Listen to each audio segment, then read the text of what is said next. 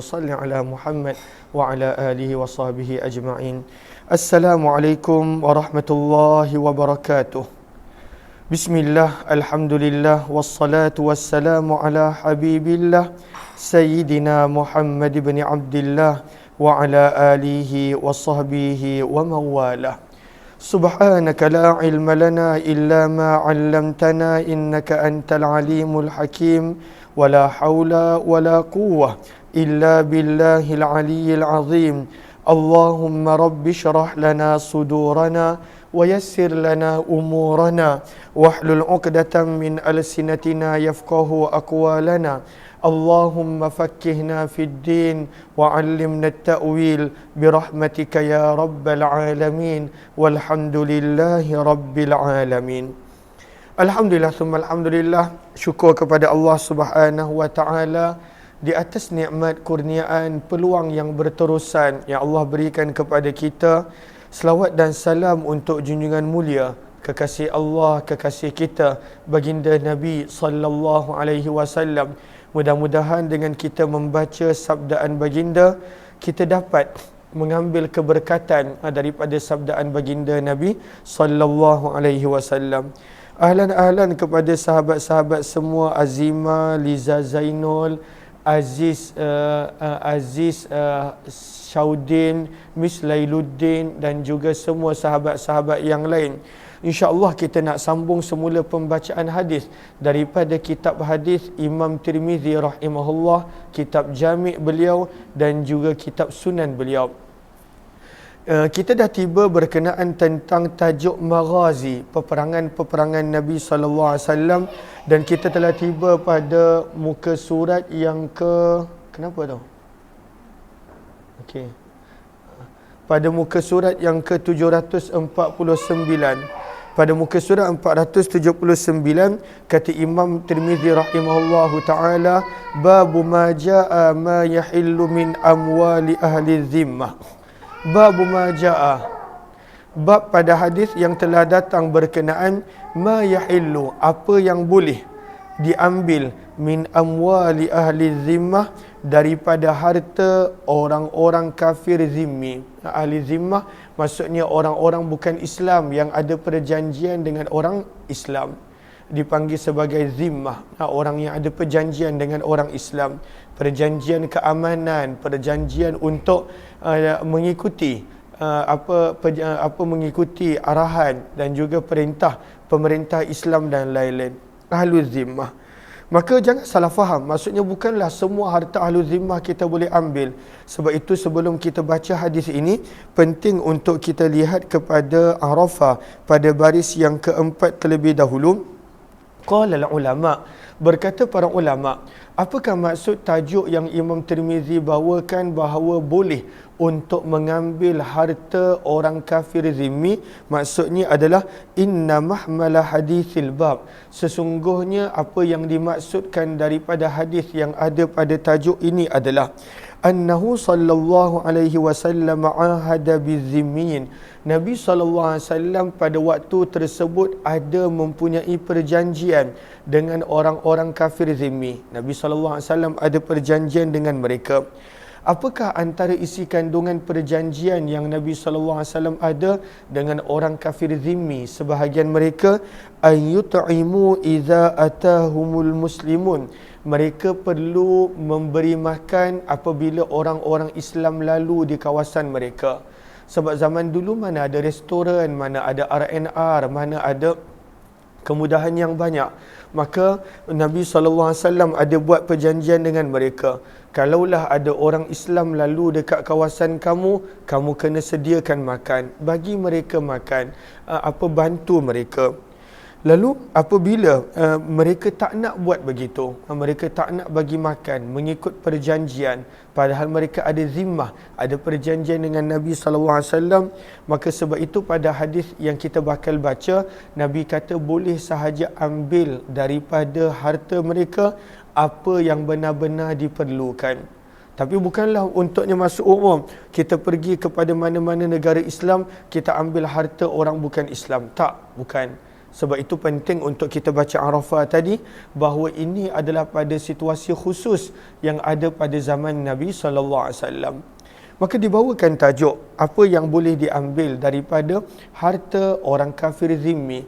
Maksudnya orang kafir yang mempunyai perjanjian dengan negara Islam, dengan pemimpin Islam, dengan orang Islam. Jelas ke jelas?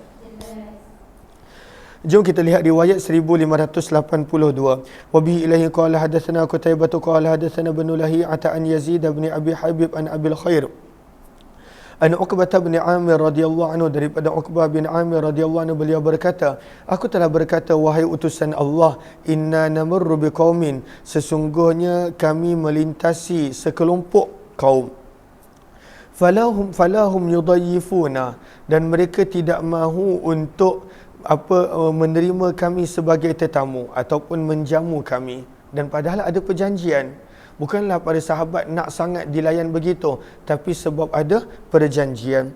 Walahum, sebab itu perkataan berikut ni menjelaskan, walahum yu'adduna, dan tidak pula mereka menunaikan malana, apa yang sepatutnya menjadi hak kami, alaihim, sebagai satu tanggungjawab ke atas mereka, minal haq, daripada tanggungjawab. Maksudnya mereka dah buat perjanjian bahawa mereka akan menyantuni, memberi makan, memudahkan urusan jika umat Islam sampai ke tempat mereka. Tapi mereka tak buat begitu seperti mana perjanjian. Wala nahnu na'khudhu minhum, dan kami pula tidak boleh mengambil apa-apa daripada mereka. Maka sabda Nabi SAW, in abau, jika mereka engkar dan enggan untuk mengikuti perjanjian, illa an ta'khudhu, kecuali melalui jalan kamu mengambil daripada mereka karahan secara paksa, fakhudhu, maka ambillah. Sebab dah ada perjanjian, maka ambil sekadar yang perlu. Kamu perlukan makanan, ambil sabda Nabi. Kamu perlukan minuman, ambil sabda Nabi. Kamu perlukan sesuatu keperluan, ambil. Sebab itu tugas mereka, tanggungjawab mereka. Mereka ada perjanjian dengan Nabi SAW. Lalu janganlah pula kita ambil hadis ini secara umum. Oh, boleh ambil harta orang bukan Islam, boleh guna sesuka hati harta orang bukan Islam. Bukan maksudnya begitu. Sebab itu penting kita faham sesuatu konteks hadis supaya kita tidak salah faham ketika mana membaca terjemahan hadis. Sebab itu kata Imam Tirmizi, kemudian kita nampak pada baris berikut, hadis ini adalah hadis yang hasan, dan sungguh telah meriwayatkan hadis ini Lais bin Sa'ad daripada Yazid bin Abi Habib juga, wa innama makna. Sebab itu Imam Tirmizi terangkan, dan hanya senya maksud daripada hadis ini adalah annahum kanu, bahawa sesungguhnya para sahabat yakhrujuna, apabila mereka keluar, fil ghazwi, di dalam peperangan, fayamurrun, lalu mereka melewati, biqaumin, dengan sekelompok kaum, wala yajiduna, dan mereka tidak mendapati, minat ta'ami, daripada makanan, ma yashtaruna bithaman, apa yang mereka boleh beli dengan duit. Tak ada makanan, tak ada orang yang berniaga dan jual. Maka Nabi SAW pun bersabda, in abau, jika mereka tak mahu untuk menjual kecuali dengan jalan kamu mengambil secara paksa, fakhudhu, maka ambillah. Maka kalaulah jual pun tak nak, maka ambil. Sebab kamu dah berada dalam keadaan yang terdesak. Maka ini makna yang kedua. Makna yang pertama yang kita baca dalam hasyiah tadi, apabila dah ada perjanjian. Jelas ke jelas? Beginilah apa yang telah diriwayatkan dalam sebahagian hadis secara mufassar, secara lebih detail, dan sungguh telah diriwayatkan daripada Umar bin Khattab bahawa Umar bin Khattab juga memerintahkan perkara yang sama. Maka hadis ini ada dua makna. Yang pertama, kalaulah jual pun tak nak, maka boleh ambil. Yang kedua, ada perjanjian tak nak penuhi, maka boleh ambil. Bab yang ke-32, bab maja'a, bab pada hadis yang telah datang berkenaan tentang hijrah. Apakah itu hijrah? Lihat kepada Arafah pada baris yang ketiga daripada bawah. Maka al-hijratu ila daril islam min daril harb mukhtalafatun fil mutaakhirin. para ulama yang kemudian berbeza pendapat tentang hukum berhijrah meninggalkan negara yang bukan Islam untuk datang ke negara Islam. Apakah hukum dia? Para ulama mutaakhirin berbeza pendapat. Okey. Kemudian lihat kepada baris yang kedua. Sebahagian para ulama menyebut bistihbabil hijrah, disunatkan untuk berhijrah ke negara Islam, ke tempat yang mana adanya orang Islam.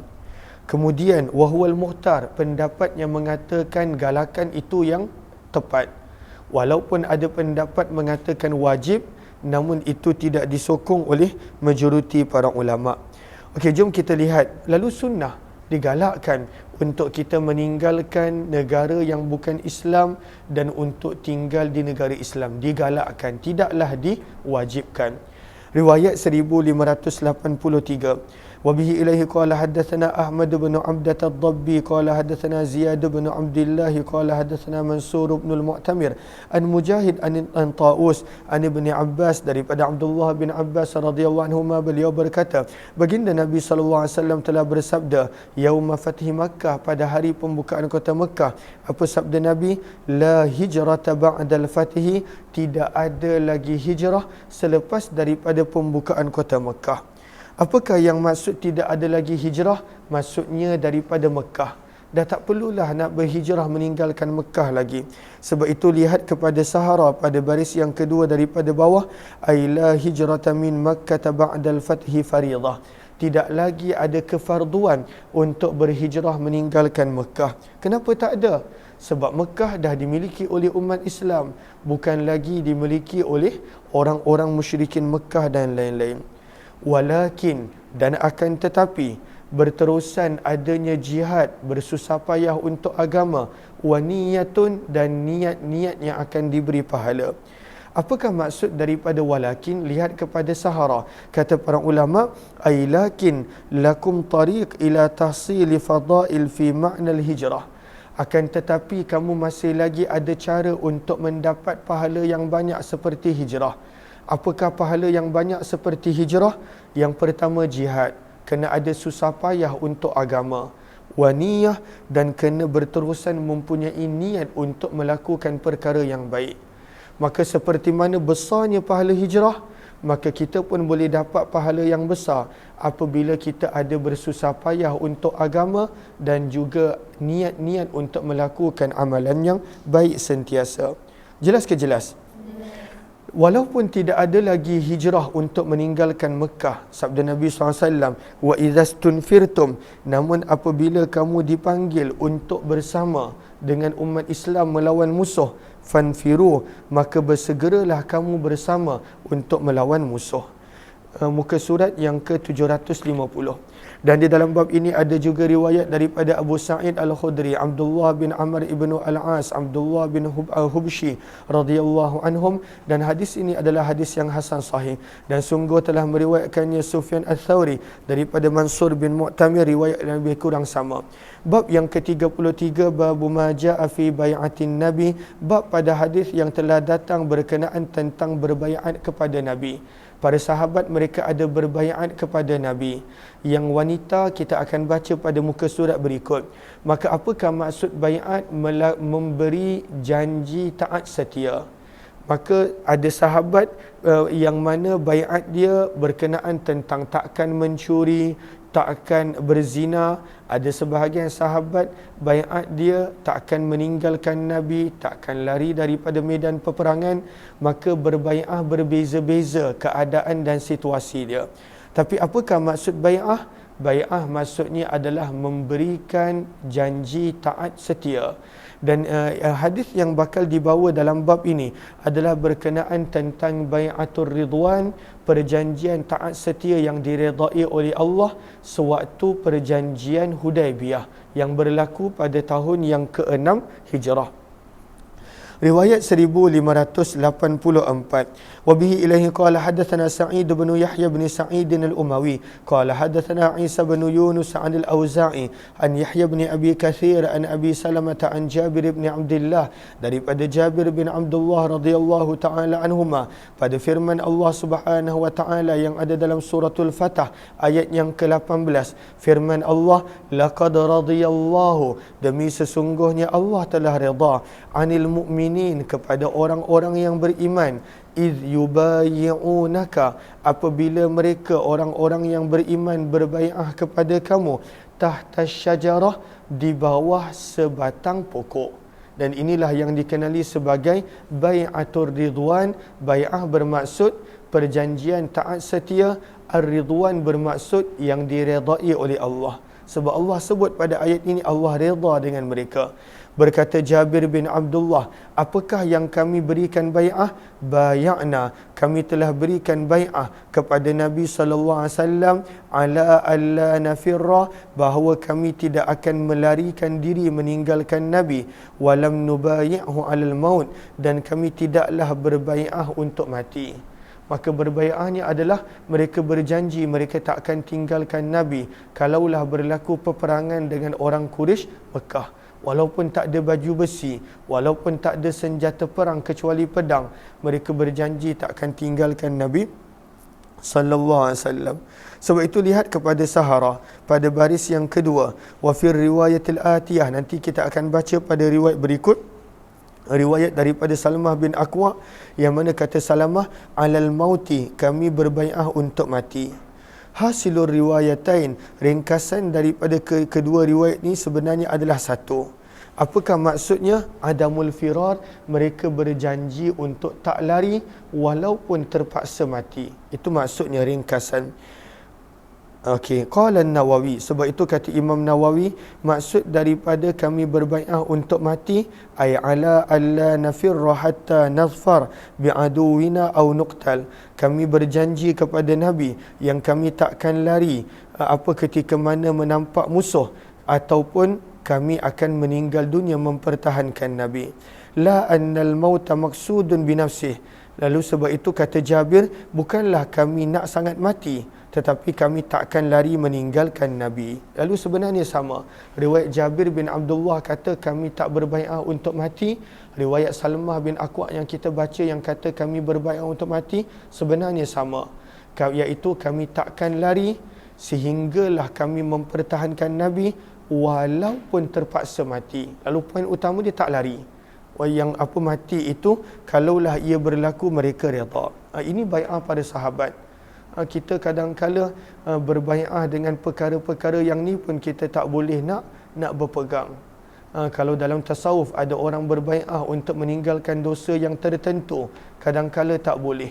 Ada orang berbai'ah untuk menjaga zikir-zikir yang tertentu, pun tak boleh. Ada orang berbai'ah kepada guru nak menjaga bacaan Al-Quran, pun tak mampu nak buat. Maka sebenarnya para sahabat punya bai'ah dahsyat banding dengan amalan-amalan kita yang tak seberapa. Dan dalam bab ini ada juga riwayat daripada Salamah bin Aqwa yang kita bakal baca kejap lagi. Abdullah bin Umar, Ubadah, Jarir bin Abdullah, dan sungguh telah diriwayatkan hadis ini daripada Isa bin Yunus, daripada Auza'i, daripada Yahya bin Abi Katsir, di mana beliau berkata, Jabir bin Abdullah telah berkata, walam yuzkar fihi, dan tidak disebutkan pada riwayat ini perawi yang bernama Abu Salamah. Riwayat 1585, wa bihi ilaihi qala hadatsana Qutaibah qala hadatsana Hatib bin Ismail an Yazid bin Abi Ubaid qala qultu, kata Yazid bin Abi Ubaid, aku telah berkata kepada Salamah bin Aqwa, ala ayyi syai'in, atas perkara apakah yang kamu pernah berbai'ah kepada Nabi sewaktu perjanjian Hudaibiyah? Qala, maka berkata Salamah bin Aqwa, alal mauti, kami berjanji yang kami sanggup mati. Alal mauti, kami sanggup mati. Maka tak ada beza antara riwayat Jabir dengan Salamah bin Aqwa bila kita dah baca penerangan tadi. Lalu Salamah bin Aqwa ni dia berbai'ah 2 kali. Dia punya semangat, dia berbai'ah sampai 2 kali kepada Nabi sewaktu perjanjian Hudaibiyah. Hadis ini adalah hadis yang hasan sahih, riwayat 1586. Wa bi ilaihi qala hadatsana Ali bin Hujr qala hadatsana Ismail bin Ja'far an Abdullah bin Dinar an Ibnu Umar, daripada Abdullah bin Umar radhiyallahu anhuma, beliau berkata, kunna nubayyi'u Rasulullah sallallahu alaihi wasallam ala sam'i wa ta'ah. Kami berbai'ah kepada Nabi sallallahu alaihi wasallam untuk mendengar dan taat. Fayaqulu lana, maka dikatakan kepada kami, maka Nabi bersabda kepada kami, fi mastata'tum, hanya pada perkara yang kamu mampu. Taatlah pada perkara yang kamu mampu. Kita nampak betapa penyayangnya Nabi SAW untuk tak nak membebankan apa yang di luar daripada kemampuan. Hadis ini adalah hadis yang hasan sahih, riwayat 1587. Wa bi ilaihi qala hadatsana Ahmad bin Mani' qala hadatsana Sufyan bin Ujainah an Abi Zubair an Jabir bin Abdullah radhiyallahu anhu qala lam nubayyi', kami tidaklah berbai'ah kepada Nabi sallallahu alaihi wasallam untuk mati semata-mata. Innama, sesungguhnya kami berbai'ah, memberikan taat setia, janji taat setia kepada Nabi, ala, iaitu di atas, alla nafirra, kami tidak akan melarikan diri, dalam kurungan meninggalkan Nabi. Sebab pada waktu itu tak ada baju besi, tak ada peralatan perang, dan berada dalam keadaan ihram. Dan Nabi SAW minta pada sahabat untuk bersedia kalau berlaku peperangan dalam perjalanan mereka nak buat umrah, dan mereka sanggup berjanji dengan Nabi SAW, maka Allah redha dengan mereka. Hadis ini adalah hadis yang hasan sahih, wa makna, dan maksud daripada kedua-dua hadis, iaitu hadis Jabir dan Salamah, kedua-duanya adalah betul. Qad baya'ahu, maka Imam Tirmizi cuba memberikan penjelasan yang lain. Sungguh ada yang telah berbai'ah kepada Nabi sebahagian daripada sahabat untuk mati. Wa innama qalu, dan orang yang mengatakan mereka berbai'ah untuk mati, mereka berkata, la nazalu, kami berterusan akan bersama dengan kamu wahai Rasulullah, ma lam nuqtal, selagi mana kami tak dibunuh. Wa baya'ahu akharun, dan sebahagian daripada mereka pula berbai'ah, lalu mereka berkata, la nafirru, kami takkan lari. Maka maksud kedua-duanya adalah sama. Tolong ambil air jap. Bab yang ke-34, babun, bab pada hadis yang berkenaan tentang naksil bai'ah, melanggar bai'ah. Apakah hukum melanggar bai'ah? Dah buat perjanjian, kemudian langgar, kemudian tak tunaikan. An-naqsu, bawah tu ada gariskan an-naqdu. Riwayat 1588. Wa bi ilaihi qala hadatsana Abu Ammar qala hadatsana Waqi'un 'anil A'mash an Abi Salih an Abi Hurairah, daripada Abu Hurairah radhiyallahu taala anhu, beliau berkata, baginda Nabi sallallahu alaihi wasallam telah bersabda, salasah, ada 3 golongan, la yukallimuhumullah, Allah takkan bercakap dengan mereka. Apakah maksud takkan bercakap? Apakah maksud tak bercakap? Lihat kepada Sahara. Lihat kepada Sahara pada baris yang keempat. Apa maksud la yukallimuhumullah? Ay takallam ahlal khair wa bi izharir ridha. Allah tak akan bercakap dengan mereka dengan penuh lemah lembut. Allah tak redha dengan mereka. So dah buat perjanjian bai'ah tak setia, kemudian langgar. Bal bi kalami sakhat, bahkan Allah akan bercakap dengan mereka dengan penuh murka. Itu maksud Allah tak akan bercakap dengan mereka. Wakilah, makna yang kedua adalah pada waktu itu aradal i'rad, Allah langsung tak nak berbicara dengan mereka, orang-orang yang melanggar bai'ah, melanggar perjanjian. Maka sabda Nabi, ada 3 golongan yang Allah tidak akan bercakap dengan mereka pada hari kiamat. Apakah maksud bercakap? Kita telah terangkan. Wala yuzakkihim, dan Allah tidak akan membersihkan mereka, tak akan memaafkan mereka. Walahum azabun alim, dan untuk mereka adalah azab yang pedih. Yang pertama, rajulun baya'a imama, seseorang yang telah memberikan bai'ah, janji taat setia kepada imam. Fa in a'tahu, kalaulah imam tadi, pemerintah tadi bagi dia habuan dunia, wafalah, dia pun pada waktu itu kekal memberikan perjanjian. Maksudnya dia penuhi janji dia. Wa illam yu'tihi, dan kalaulah dia tak dapat apa-apa, lam yafilah, dia tidak akan penuhi sebarang bai'ah dia. Yang ini zaman kita banyak. Lagi-lagi orang yang diuji dengan kuasa, Siapa pun, kita tak perlu nak sebut golongan mana, kumpulan mana, orang mana. Siapa pun, kita pun mungkin sama. Bila ada habuan, kita setia. Tak ada habuan, maka kawan pun boleh jadi lawan. Lawan boleh jadi kawan. Boleh berubah sekelip mata. Al-'iyadzubillah. Allah benci golongan yang seperti ini. Hadis ini adalah hadis yang hasan sahih. Bab yang ke-35. Adakah seorang hamba boleh berbai'ah? Nabi tidak mengambil bai'ah daripada hamba. Sebab hamba dia ada tuan dia. Dia kena ikut dan taat kepada tuan dia. Bismillah.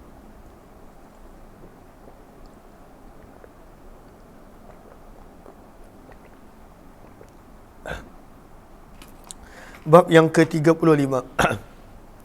Riwayat 1589. Wa bi ilahi qala hadatsana Qutaibah qala hadatsana Laits an Abi Zubair an Jabir, daripada Jabir radhiyallahu taala anhu, beliau berkata annahu qala, beliau telah berkata, jaa abdun, telah datang seorang hamba dan Nabi tak tahu dia hamba. Fabaya Rasulullah sallallahu alaihi wasallam alal hijrah, maka dia telah berbai'ah kepada Nabi yang dia akan berhijrah bersama dengan Nabi.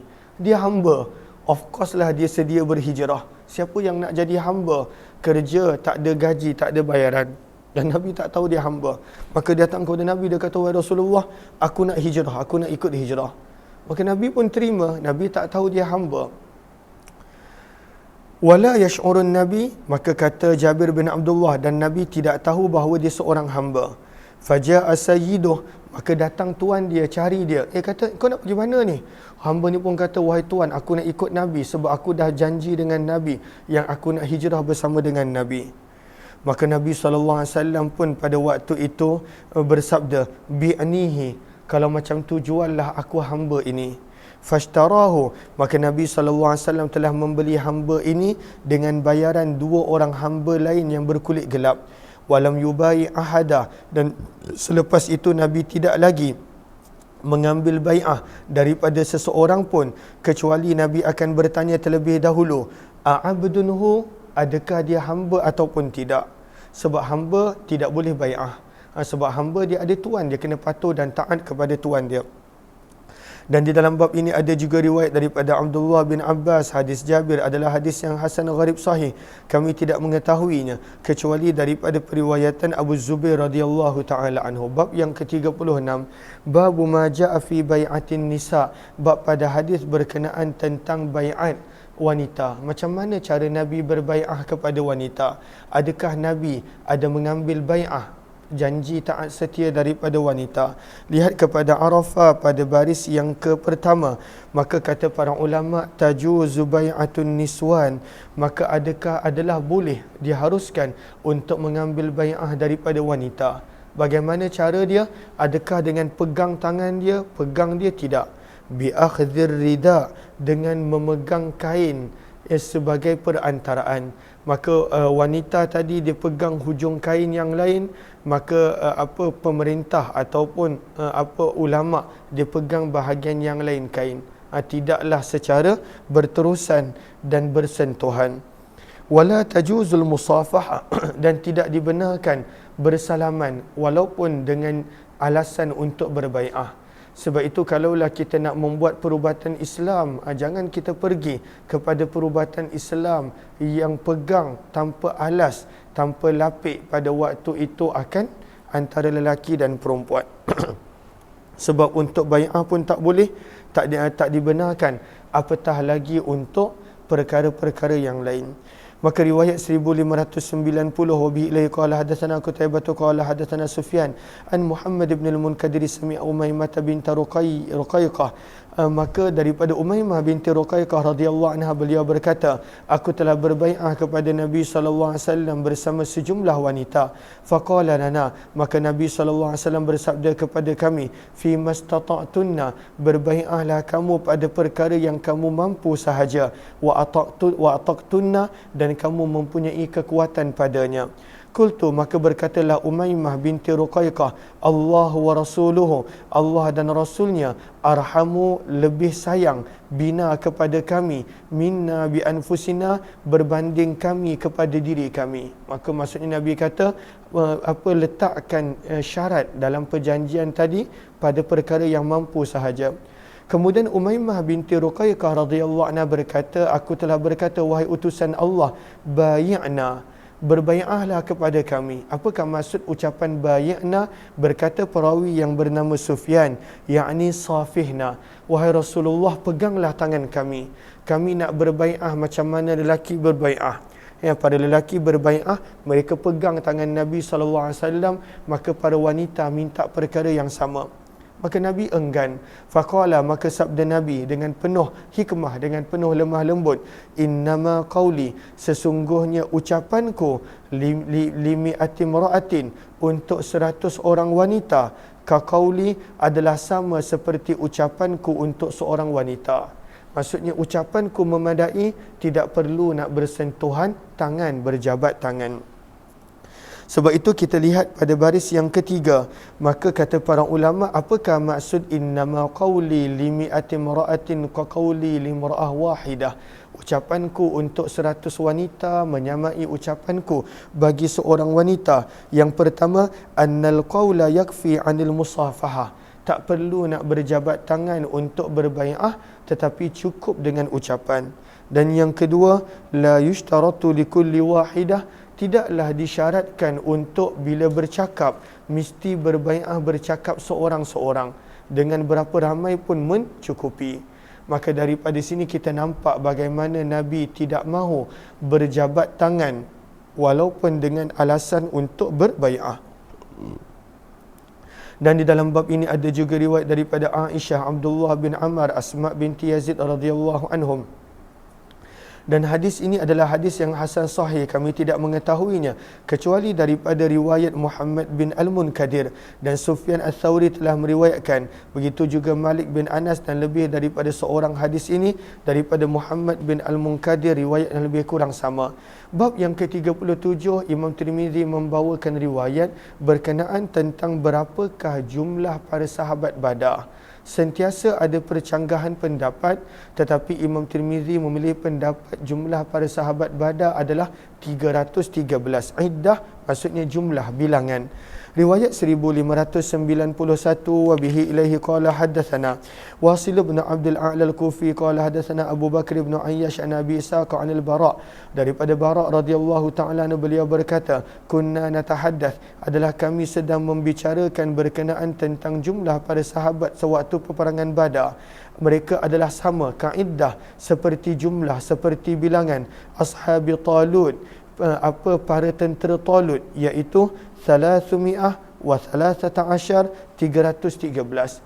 Lalu jumlah tentera Talut banyak, tetapi ketika mana mereka melewati sungai yang ada pada penghujung juz yang kedua, maka pada waktu itu jumlah mereka berbaki 313. Dan di dalam bab ini ada juga riwayat daripada Abdullah bin Abbas. Hadis ini adalah hadis yang hasan sahih, dan sungguh telah meriwayatkannya Ats-Tsauri dan lebih daripada seorang daripada Abu Ishaq. Bab yang ke-38 berkenaan tentang al-khumus. Berkenaan tentang al-khumus. Lalu apabila dapat harta rampasan perang, mesti kena keluarkan 1/5 terlebih dahulu. Dan 1/5 ini nak diagihkan ke mana? Itu Allah dah terangkan pada awal juz yang ke-10. Wa'lamu annama ghanimtum min syai'in fa anna lillahi khumusah, sampailah kepada hujung ayat. Maka 1/5 mesti diasingkan. Dan 1/5 inilah yang dikenali sebagai al-khumus. Allahumma salli ala Sayyidina Muhammad. Riwayat 1596. Wa bi ilaihi qala hadatsana Qutaibah qala hadatsana Abbad bin Abbad al-Muhallabi an Abi Jamrah, daripada Abu Jamrah, daripada Abdullah bin Abbas radhiyallahu anhuma, sesungguhnya baginda Nabi sallallahu alaihi wasallam telah bersabda kepada delegasi, wafat maksudnya adalah delegasi kepada delegasi Abdul Qais, maka sabda Nabi, amurukum an tuaddu khumusa ma ghanimtum, aku perintahkan kamu untuk menyerahkan 1/5 daripada apa yang kamu perolehi daripada harta rampasan. Sekejap.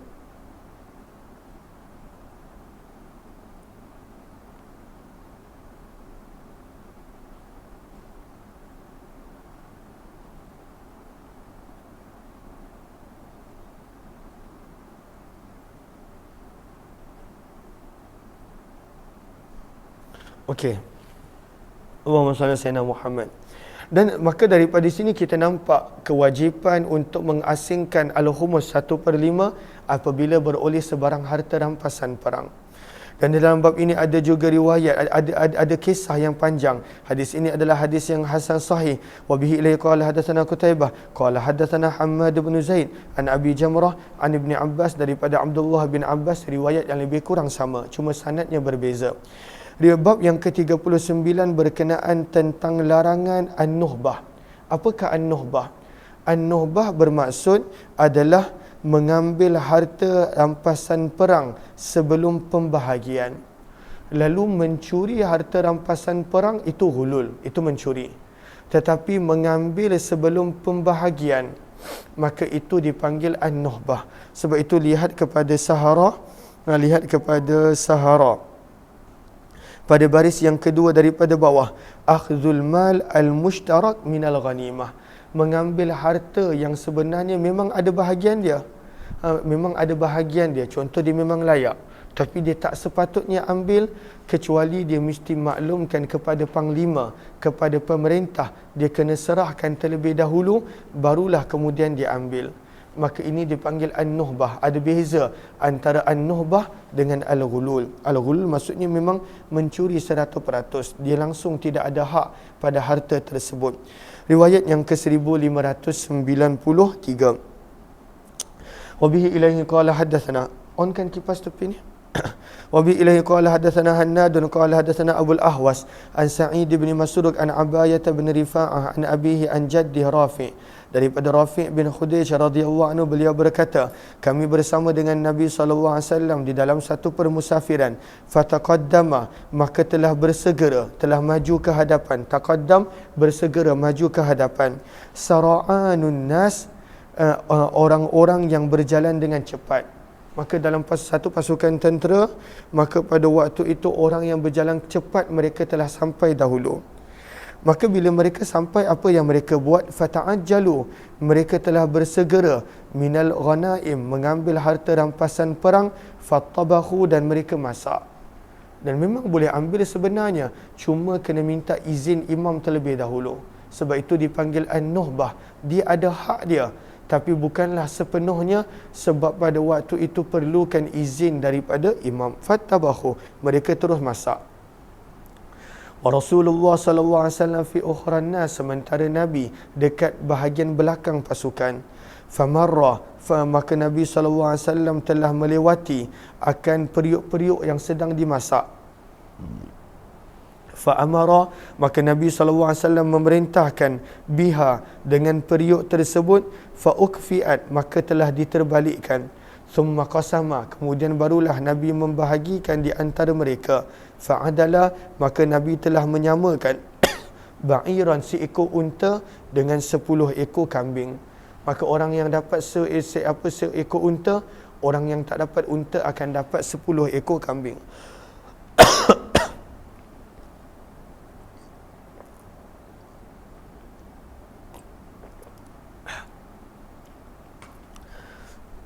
Sanad yang berbeza, hadis yang sama, sanad yang berbeza. Dan telah meriwayatkan Sufyan Ats-Tsauri daripada ayahnya, daripada Abayah, daripada atuknya Rafi' bin Khudayj. Namun dalam sanad yang kedua ini tidak disebutkan perkataan an abihi. Wa bi ilaihi qala hadatsana bidzalika Mahmud bin Ghailan qala hadatsana Waqi' an Sufyan wa hadza as-sah, dan sanad ini lebih sahih. Abayah bin Rifa'ah telah mendengar hadis terus sebenarnya daripada atuknya Rafi' bin Khudayj, tanpa perlu melalui perantaraan ayahnya. Dan di dalam bab ini ada juga riwayat daripada Sa'labah bin Hakam, Anas bin Malik, Abu Raihana, Abu Darda, Abdurrahman bin Samurah, Zaid bin Khalid, Jabir bin Abdullah, Abu Hurairah, serta Abu Ayyub radhiyallahu ta'ala anhum.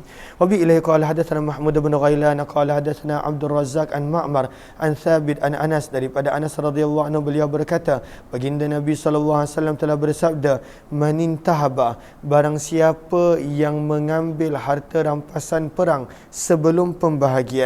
Sebab itu lihat kepada Sahara baris yang pertama, akhdhu malil ghanimah qabla al-kismah, Barang siapa yang mengambil harta rampasan perang sebelum perbahagian, falaisa minna, maka itu bukanlah orang daripada kalangan kami.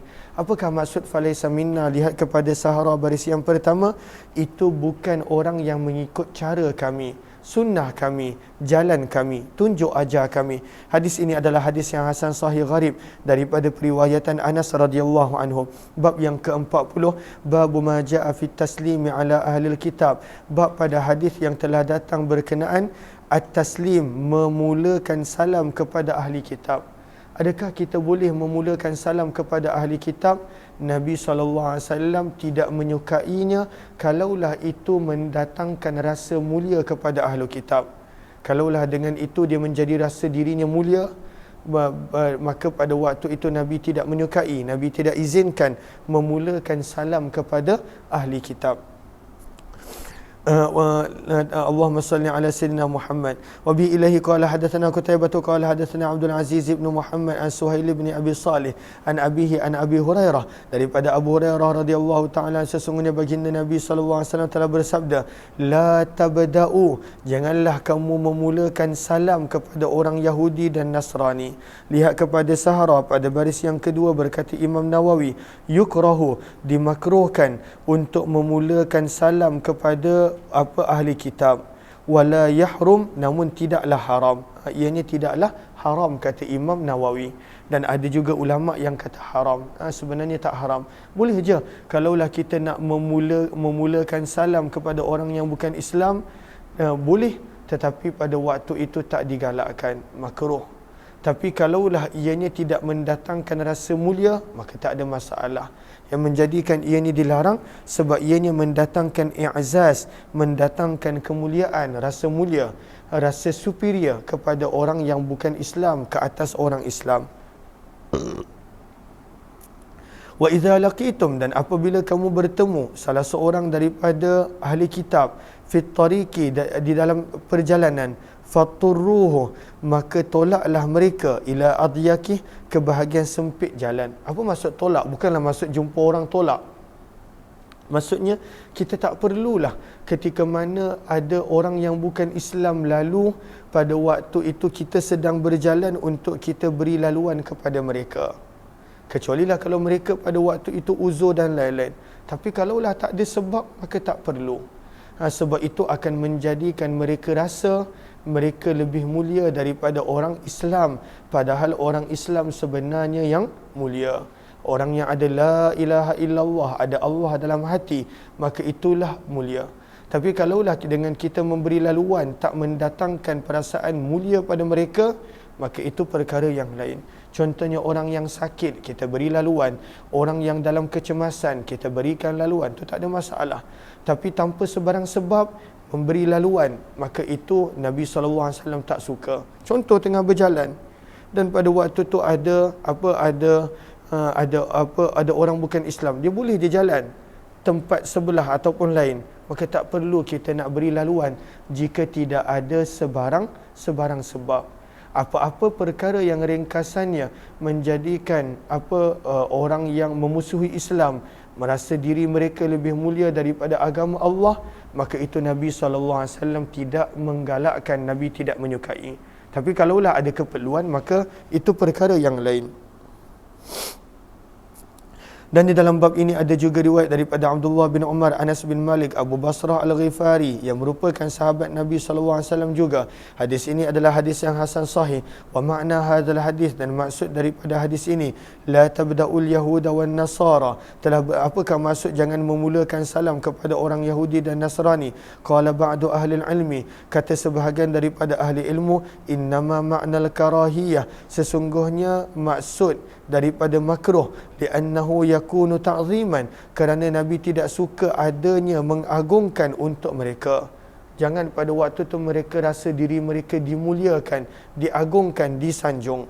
Wa innama, dan hanya senya, umiral muslimun, diperintahkan orang Islam, bitazlilihim, untuk pada waktu itu tidak memuliakan mereka. Wa kadzalika, dan begitulah apabila berjumpa salah seorang mereka di dalam perjalanan, maka tidak perlu untuk memberi laluan kepada mereka, kerana dengan memberi laluan ta'zima, akan mendatangkan perasaan bangga kepada mereka, memuliakan mereka.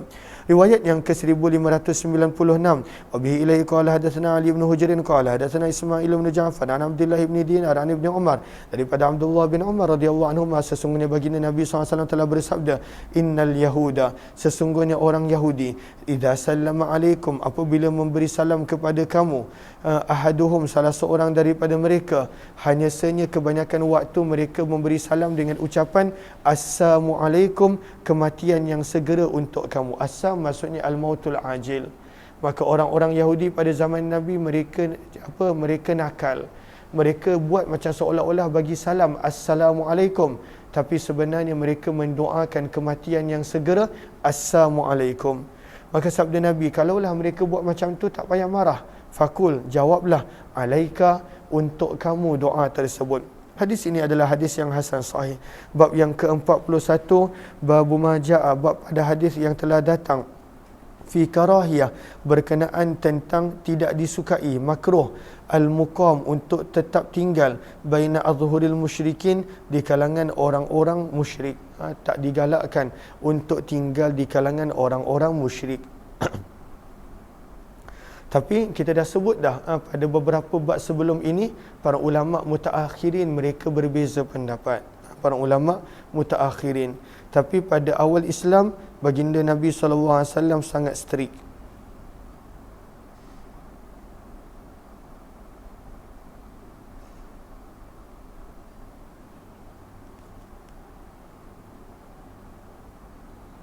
Sekejap.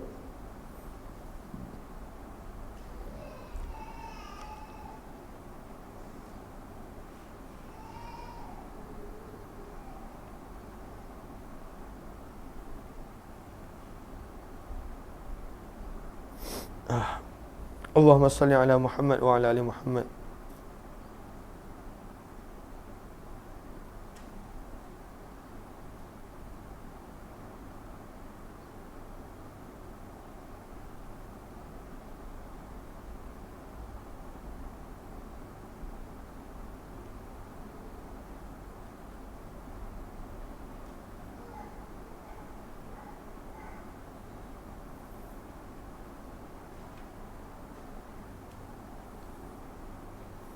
Okay.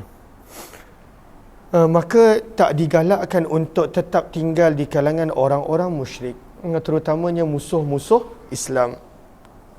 Tapi zaman kita, fatwa telah berubah dan pandangan para ulama pun telah berubah. Allahumma salli ala sayyidina Muhammad.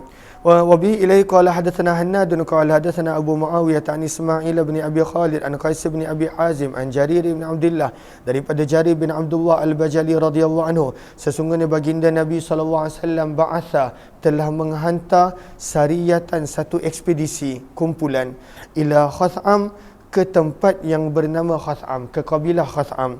Fa'tasama, maka telah mengharapkan perlindungan. Fa'tasama, mengharapkan perlindungan. Lihat kepada Sahara, pada baris yang keempat daripada bawah, ainasum minal muslimin, ada sekelompok daripada kalangan orang yang telah Islam, yang tinggal bersama dengan musuh Islam, sajadu, mereka telah sujud, bi'timad, dengan mengharapkan an-najaishal Islam, bahawa tentera Islam akan membiarkan mereka daripada dibunuh apabila mereka melihat mereka ini sujud. I'tasama, mengharapkan perlindungan. Bagaimana mereka mengharapkan perlindungan? Bisujud, dengan mereka sujud. Fa asra'a fihimul qatla, maka telah dengan cepat berlaku peperangan dan terbunuh orang-orang yang sujud ini, dan tentera Islam pun tak tahu yang mereka ini Islam. Fabalagha dzalika, maka telah sampai maklumat tersebut kepada Nabi sallallahu alaihi wasallam. Maka Nabi telah memerintahkan untuk mereka itu dibayar setiap seorang dengan separuh diat. Dan Nabi bersabda, ana bari, aku membebaskan diriku daripada setiap orang Islam yukimu, yang pilih untuk tinggal di kalangan musuh-musuh orang musyrikin. Qalu, maka para sahabat berkata, wahai utusan Allah, walima, dan kenapa begitu wahai Rasulullah? Kenapa tak boleh tinggal dengan orang-orang yang memusuhi Islam, dengan orang-orang musyrik? Sabda Nabi, la tara'a, supaya tidak kelihatan, narahuma, persamaan di antara mereka berdua. La tara'a, supaya tidak kelihatan persamaan di antara mereka berdua. Sebab itu lihat kepada Sahara, apakah maksud la tara'a ay minar ruqyah? Apakah maksud narahuma ay la yashtabih fi hadiyih wa syaklih, tidak menyerupai mereka. Sebab kalaulah kita dah biasa dengan duduk dengan sesuatu golongan, maka kita akan sama cara kita dengan mereka. Maka sebab itu Nabi tak galakkan untuk duduk bersama dengan musuh-musuh Islam supaya tidak ada persamaan akhlak, sikap, sifat dengan orang-orang yang bukan Islam. Wa bi ilaihi qala hadatsana Hannadun qala hadatsana Amdatu an Ismail bin Abi Khalid an Qais bin Abi Hazim misla hadits Abi Muawiyah wa lam yadhkur fih, dan mereka tidak menyebutkan padanya daripada Jarir, dan hadis ini adalah lebih sahih, dan di dalam bab ini ada juga riwayat daripada Samurah radhiyallahu anhum wa aktharu, dan kebanyakan daripada anak murid Ismail mereka berkata daripada Ismail daripada Qais bin Abi Hazim, sesungguhnya Nabi SAW telah mengutuskan satu ekspedisi, namun mereka tidak menyebut pada riwayat mereka perawi yang bernama Jarir bin Abdullah. Warawa, dan telah meriwayatkan Hammad bin Salamah daripada Hajjaj bin Artah daripada Ismail bin Abi Khalid daripada Qais daripada Jarir, riwayat yang lebih kurang sama dengan Abu Muawiyah. Wasami'tu, kata Imam Tirmizi, dan aku telah mendengar Imam Muhammad bin Ismail Bukhari berkata, as-sahih, hadis yang sahih sebenarnya adalah Qais bin adalah hadis Qais daripada Nabi secara mursal tanpa ada menyebut nama perawi Jarir bin Abdullah yang kita baru baca tadi. Riwayat 1598, warawa, dan telah meriwayatkan Samurah bin Jundub daripada Nabi SAW, baginda bersabda, la tusakinul musyrikina, janganlah kamu tinggal bersama dengan orang-orang musyrik musuh Islam, wala tujami'uhum, dan janganlah kamu bergaul. Jamaah di sini boleh memberi makna bergaul, juga boleh memberi makna berkahwin. Janganlah kamu bergaul ataupun berkahwin dengan mereka. Faman sakanahum, barang siapa yang pilih untuk tinggal bersama dengan orang-orang musyrik ataupun bergaul berkahwin dengan mereka, fahuwa mithluhum, dia akan menjadi seperti mereka. Bab yang ke-42, bab ma jaa fi ikhrajil yahudi wan nasara min jaziratil arab, bab pada hadis yang telah datang berkenaan tentang mengeluarkan orang Yahudi dan Nasrani daripada semenanjung Arab. Dan ini telah berjaya dibuat pada zaman Umar bin Khattab. Pada zaman Umar bin Khattab, mana-mana orang yang telah tiba usia baligh dan kalaulah bukan Islam, dia mesti tinggalkan semenanjung Arab. Semenanjung Arab hanyalah untuk umat Islam. Itu pada zaman Umar. Zaman kita dah bebas dah mereka untuk tinggal di mana dan berada di mana. Riwayat yang ke-1599, wa bi ilaihi qala hadatsana Al-Hasan bin Ali Al-Khallal qala hadatsana Abu Asim wa Abdul Razzaq qala hadatsana Ibn Abi qala hadatsana Ibn Jurayj qala hadatsana Abu Zubair annahu sami'a Jabir bin Abdullah, sesungguhnya beliau telah mendengar Jabir bin Abdullah berkata, telah mengkhabarkan kepada Umar bin Khattab bahawa sesungguhnya beliau telah mendengar Nabi SAW bersabda, la ukhrijanna, maka sabda Nabi, aku pasti akan mengeluarkan orang Yahudi dan Nasrani daripada semenanjung Arab. Fala atruku, maka aku tidak akan tinggalkan di semenanjung Arab illa muslimah, kecuali orang Islam sahaja. Sabda Nabi SAW.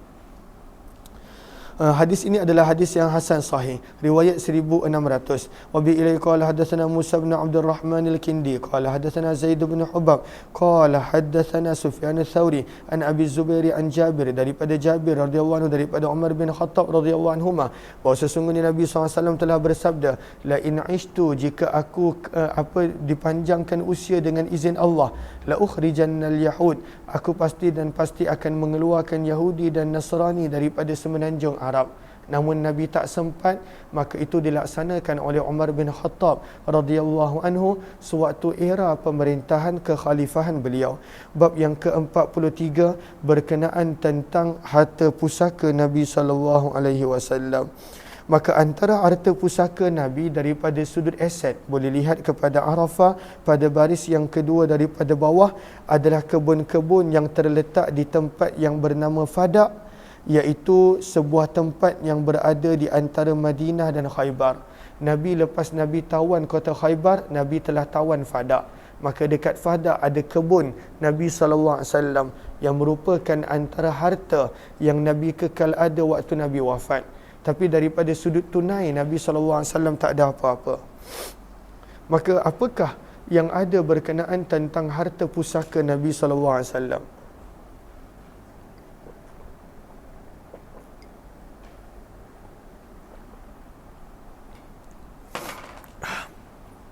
Allahumma salli ala sayyidina Muhammad. Masih lagi tak hilang letih. Dia antara yang menjadi menjadi letihnya sebab berjalan banyak ke umrah. Jalan banyak. Tak sepanjang 11 hari, tak ada satu hari pun yang kurang 20,000. Kalau buat umrah lagi lah berpuluh ribu. Lalu demam urat. Demam urat. Allahumma salli ala sayyidina Muhammad. InsyaAllah sehari dua ni boleh adapt. InsyaAllah. Atiyah. Nak pergi mana ni? Sini. Nak bagi salam.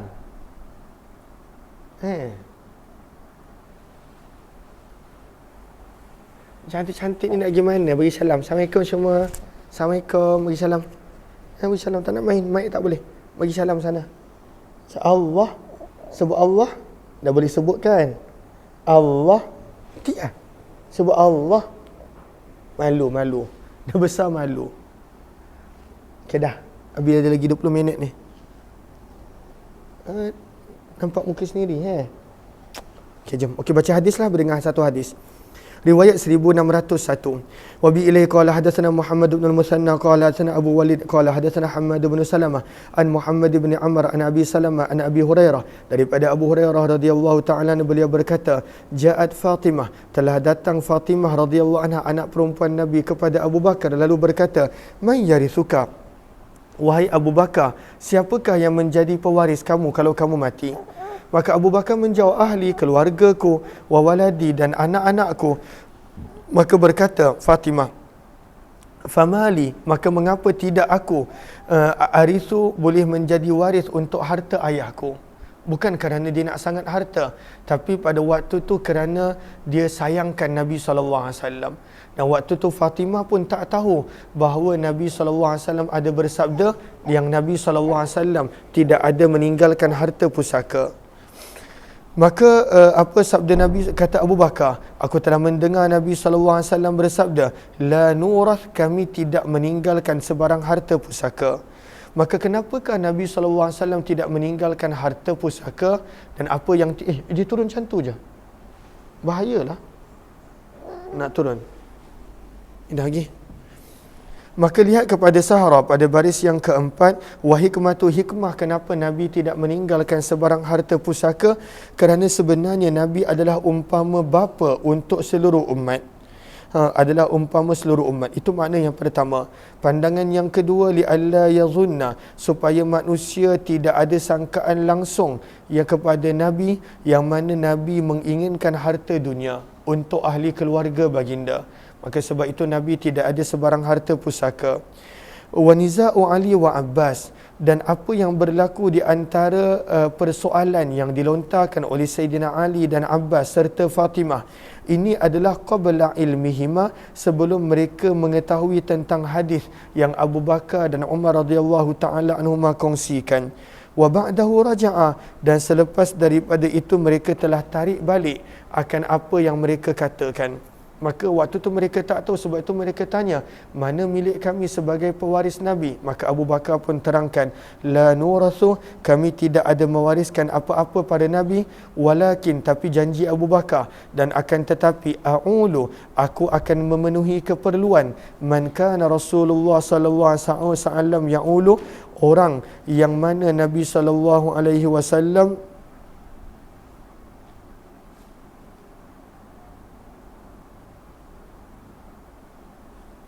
kata janji Abu Bakar, dan akan tetapi aku akan memenuhi keperluan orang yang mana Nabi SAW sentiasa memenuhi keperluan mereka. Wa unfiq, janji Abu Bakar, dan aku akan membelanjakan harta ke atas orang yang Nabi SAW pernah membelanjakan harta kepadanya. Maka pada waktu itu Sayyidina Abu Bakar radhiyallahu anhu tak nak beri harta pusaka Nabi, sebab Nabi tidak meninggalkan sebarang harta pusaka, semuanya adalah milik Baitul Mal. Namun dia tidak akan mensia-siakan orang yang mempunyai pertalian keluarga dengan Nabi SAW. Dan itu yang dibuat oleh Abu Bakar, Umar dan semua pemerintah-pemerintah Islam. Dan dalam bab ini ada juga riwayat daripada Umar, Talha, Zubair, Abdul Rahman bin Auf, Sa'ad, Aisyah radhiyallahu anhum. Hadis Abu Hurairah adalah hadis yang hasan gharib daripada sanad ini, yang daripada sudut ini. Innama asnadahu, kenapa ianya gharib? Sebab hanya senya telah menjadikan dia bersanad Hamad bin Salamah dan Abdul Wahab bin Atha daripada Muhammad bin Ammar daripada Abu Salamah daripada Abu Hurairah radhiyallahu anhu. Wa qad ruwiya, padahal diriwayatkan hadis yang sama daripada sudut yang berbeza daripada Abu Bakar, bukan Abu Hurairah, daripada Nabi sallallahu alaihi wasallam. Riwayat 1602 ini menceritakan pada era Khalifah Umar bin Khattab pula. Wa bi ilai qala hadatsana Al-Hasan bin Ali Al-Khallal qala hadatsana Bishr bin Umar qala hadatsana Malik bin Anas an Ibn Shihab an Malik bin Aus bin Al-Hadathan qala dakhaltu ala Umar bin Al-Khattab, aku telah masuk bertemu dengan Umar bin Khattab radhiyallahu anhu, wa dakhala alaihi, dan pada waktu itu telah masuk berjumpa dengan Umar bin Khattab, Uthman bin Affan, Zubair ibn Al-Awwam, Abdul Rahman bin Auf, Sa'ad bin Abi Waqqas. Mereka ni duduk dengan Umar bin Khattab.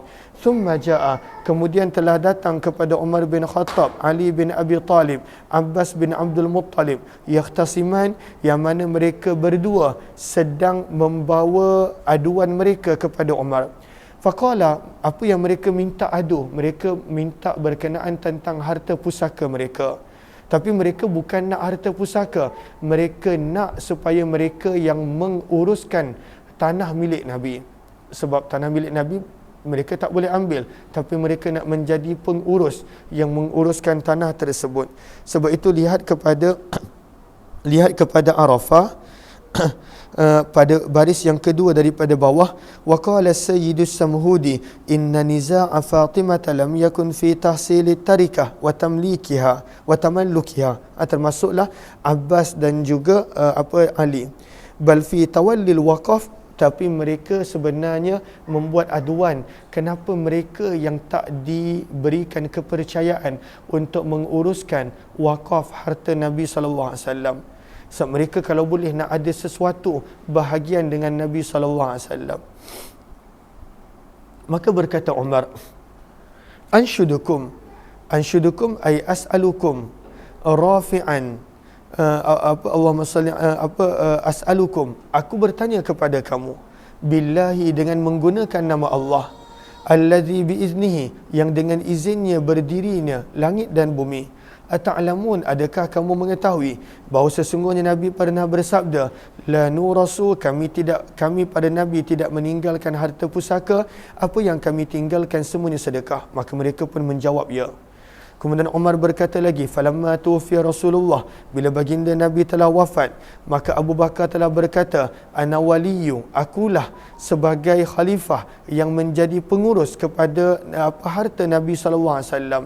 Fajita, maka kamu telah datang bersama dengan teman kamu, wahai Ali dan Abbas, kepada Abu Bakar, tatlubu, kamu meminta akan bahagian pusaka kamu daripada anak saudara kamu, wa yatlubu hadza, dan Ali pula meminta akan bahagian isterinya daripada ayahnya.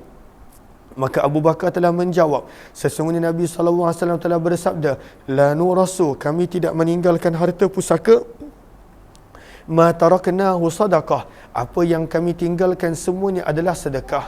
Wallahu ya'lam, kata Umar bin Khattab, dan Allah lebih mengetahui, sesungguhnya Abu Bakar sadiqun, adalah jujur, barun, baik, rasyidun, berada pada jalan yang lurus, tabi'un lil haq, sentiasa berusaha untuk mengikuti kebenaran. Lalu Abu Bakar berkata begitu, dan aku hanya mengikut jalan Abu Bakar radhiyallahu anhu. Dan sebenarnya dalam hadis ini kata Imam Tirmizi ada kisah yang panjang. Hadis ini adalah hadis yang hasan sahih gharib daripada periwayatan Malik bin Anas radhiyallahu anhum. Bab yang ke-44 berkenaan tentang sabdaan Nabi sewaktu pembukaan kota Mekah, inna hadhihi, sesungguhnya kota Mekah ini la tughza, tidak akan berlaku perang lagi selepas hari ini, menunjukkan keamanan kota Mekah. Maka Nabi bersabda, Mekah tak akan berlaku perang lagi selepas daripada ini. Sebab itu lihat kepada Sahara, ay la ta'udu daru kufrin yuza 'alaiha, Mekah tidak akan menjadi lagi tempat yang didiami oleh musuh-musuh Islam selepas daripada ini. Yang ini adalah berkenaan tentang kelebihan Mekah, kota yang diberikan jaminan keamanan oleh Allah. Sabda Nabi sallallahu alaihi wasallam riwayat 1603, wa bi ilai qala hadatsana Muhammad bin Bashar qala hadatsana Yahya bin Sa'id qala hadatsana Zakariya bin Abi Zaidah an Sya'bi an al-Harith bin Malik bin Barsa qala, daripada Harith bin Malik bin Barsa radhiyallahu anhu, beliau berkata, aku telah mendengar Nabi sallallahu alaihi wasallam sewaktu pembukaan kota Mekah bersabda, la tughza, tidak akan lagi diperangi hadhihi, Mekah ini, selepas daripada hari ini sehinggalah pada hari kiamat. Dan di dalam bab ini ada juga riwayat daripada Abdullah bin Abbas, Sulaiman bin Surat Muti' radhiyallahu anhum. Hadis ini adalah hadis yang hasan sahih dan ianya adalah periwayatan Zakaria bin Abi Zaidah daripada Sya'bi. Kami tidak mengetahuinya kecuali daripada riwayat ini. Bab yang ke-45, bab maja'a, bab pada hadis yang telah datang berkenaan tentang waktu mana yang digalakkan untuk berperang padanya. Apakah waktu yang Nabi suka untuk berperang? Adakah malam? Adakah siang? Jom kita lihat. Riwayat 1604. Wa bi ilaihi qala hadatsana Muhammad bin Bashar qala hadatsana Muadz bin Hisham qala hadatsani abi an Qatadah an Nu'man bin Muqarrin, daripada Nu'man bin Muqarrin al-Muzani radhiyallahu anhu, beliau berkata, ghazautu, aku telah berperang bersama dengan Nabi sallallahu alaihi wasallam.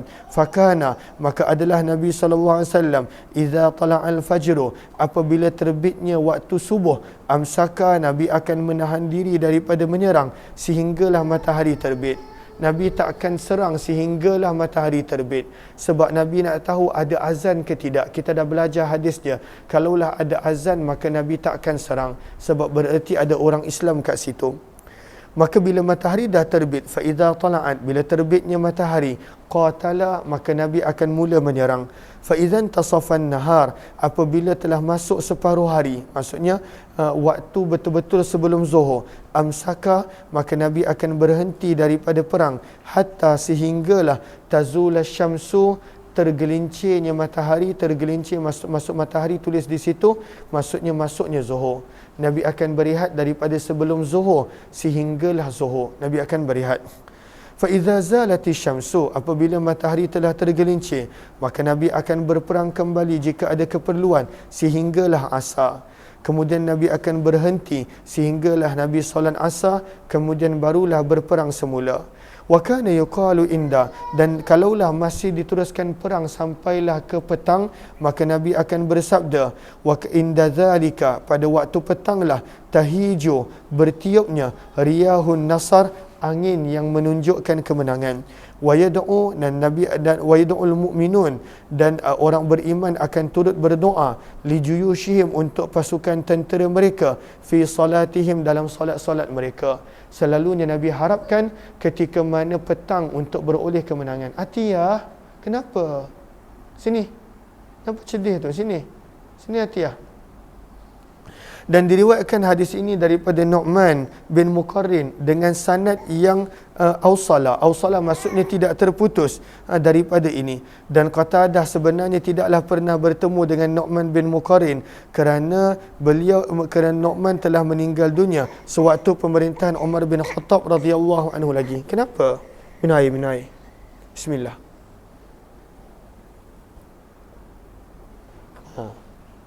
Sikit lagi nak habis dah. Lagi 5 minit. Atiyah tengok. Ummah Hana. Nak? Ummah Hana nak? Tak ada Ummah Hana Ummah Hana tak adalah sini jap. Habis tengok ada Ummah Hana tak? 5 minit je tinggal. Ada Ummah Hana? Tengok Ummah Hana. Nah, pergi tengok kat Umi. Bawa dia. Okey, lagi 5 minit insya-Allah. Okey, mana riwayat mana tadi? 1605.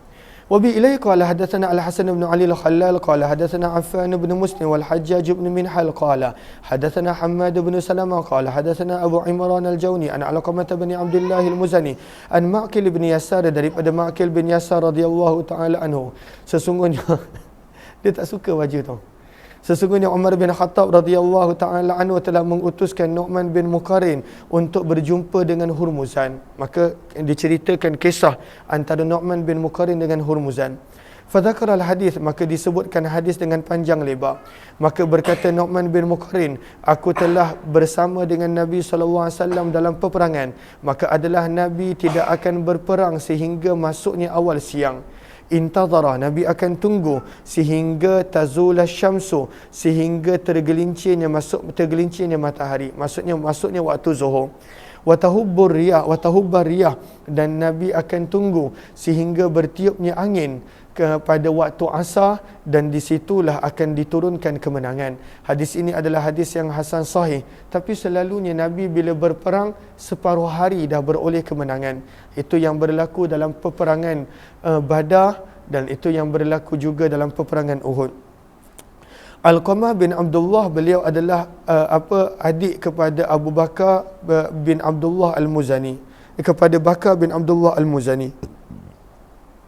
Bab yang ke-46 berkenaan tentang bukan bersangka buruk. At-tiyarah bermaksud adalah menganggap nasib malang. Maka Nabi SAW tidak suka untuk menganggap nasib malang daripada sesuatu. Nabi SAW tidak suka. Maka apakah at-tiyarah? Lihat kepada Sahara pada baris yang kedua. At-tasya'um, menganggap nasib buruk, nasib malang. Bisyai'in, dengan berlakunya sesuatu. Nampak gagak, ambil nasib buruk. Nampak terlanggar lopak, ambil nasib buruk. Maka Nabi tak suka begitu. Nabi tak suka at-tasya'um, menganggap nasib buruk dengan sesuatu yang berlaku. Jom kita lihat riwayat 1606. Wa bi ilai qala hadatsana Muhammad bin Bashar qala hadatsana Abdul Rahman bin Mahdi qala hadatsana Sufyan an Salamah ibn Kuhail an Isa bin Asim an Zir an Abdullah, daripada Abdullah, bariskan bawah tu Ibnu Mas'ud, daripada Abdullah bin Mas'ud radhiyallahu anhu, beliau berkata baginda Nabi sallallahu alaihi wasallam bersabda, at-tiyarah, menganggap berlakunya nasib buruk, nasib malang dengan sesuatu, minasyirki, termasuk daripada syirik. Sebab pada waktu itu tak percaya pada Allah, tidak percaya kepada ketentuan Allah. Wa ma minna, dan sabda Nabi, dan tidaklah daripada kalangan kita kecuali akan terlintas sangkaan-sangkaan buruk. Sebab itu lihat kepada Sahara, apakah maksud wa ma minna illa ya'tarihi tiyarah. Kadang-kala setiap daripada kita akan datang perasaan-perasaan nak menganggap nasib buruk, tapi jangan layan, jangan diberikan perhatian. Walakin Allah, sabda Nabi, akan tetapi Allah boleh menghilangkan menganggap nasib malang tadi bitawakul, dengan kita benar-benar berserah kepada Allah. Berserah kepada Allah. Jangan pada waktu tu nampak binatang hitam, oh nasib malang. Nampak burung gagak hitam, oh nasib malang. Cawan pecah, oh nasib malang. Nabi tak suka begitu. Nabi suka untuk kita percaya kepada Allah dan jangan menganggap nasib malang dengan sesuatu yang berlaku.